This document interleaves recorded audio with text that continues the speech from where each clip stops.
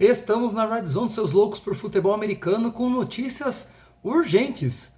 Nick Bosa encerrou a novela com os 49ers e... Não, ele não saiu do time. Torcedores dos 49ers, fiquem calmos. Ele assinou uma extensão contratual de 5 anos com 170 milhões de dólares de salário, sendo 122,5 milhões totalmente garantidos. A estrutura do contrato ainda não foi bem divulgada, pelo menos eu não achei, eu não vi ainda as notícias sobre a estrutura do contrato, não sabemos quanto é signing bônus, quanto vai ser em cada ano.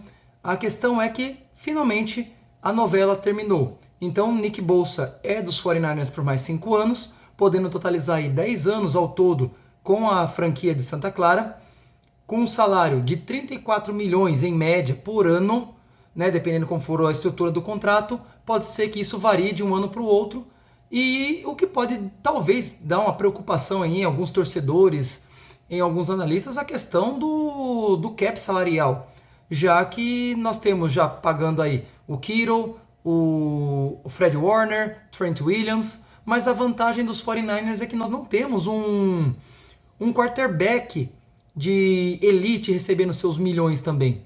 No nosso caso, o Brock Purdy é uma escolha, é a última escolha de 7ª rodada, então o salário dele é bem minúsculo perto de outros quarterbacks que nós temos em várias outras franquias na NFL.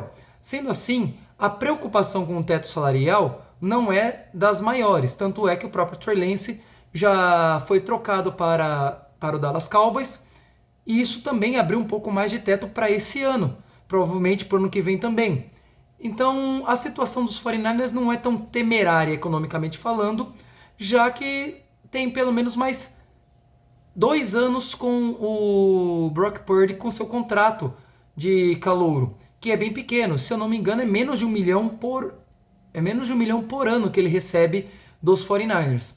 Assim sendo, o que agora resta esperar é como vai ser programado possíveis novas renovações contratuais, como do Brandon Ayuk, por exemplo, até mesmo do próprio Brock Purdy, caso ele permaneça no time, caso ele se desenvolva, se estabeleça como o franchise quarterback de Santa Clara.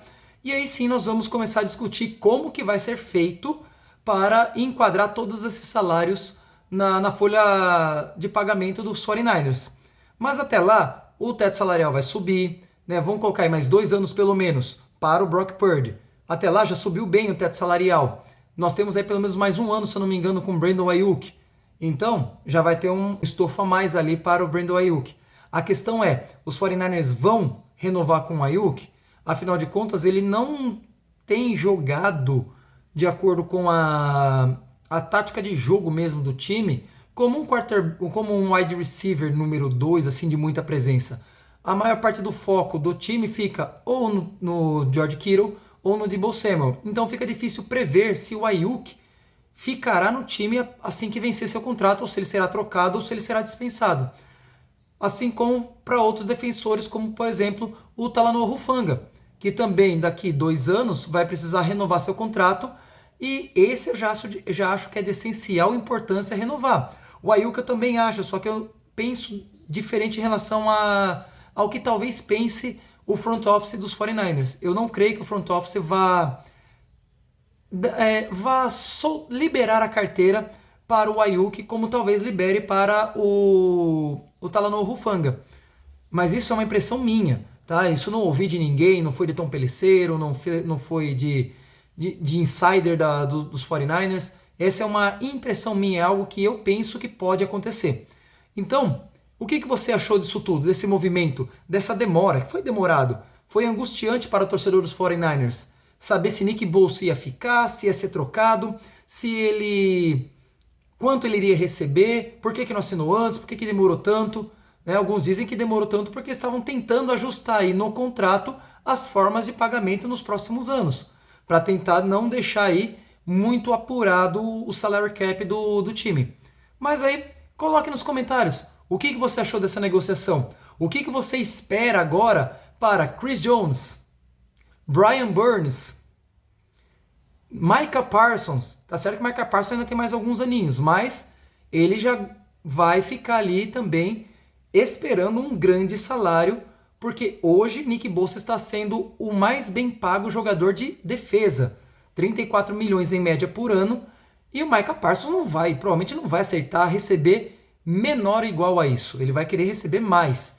Então, agora, a hiperinflação dos defensive ends ou dos defensive linemen está muito mais complexa.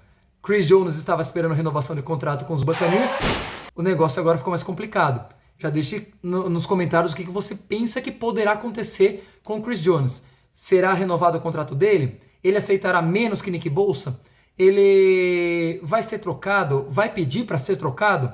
A situação lá em Kansas City está um pouco mais fechada para Chris Jones.